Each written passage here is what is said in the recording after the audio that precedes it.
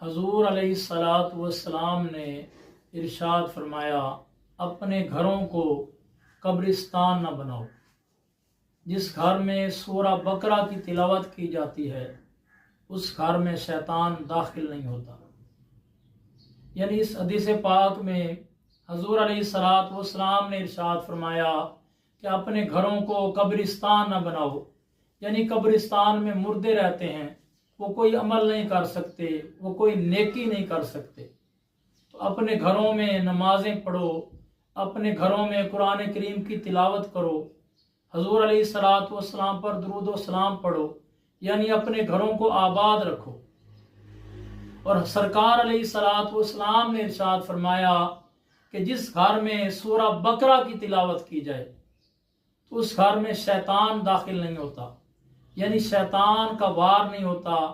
जो शयातीन जिन हैं, जिन्नात हैं, वो इंसान को नुकसान नहीं पहुंचा सकते।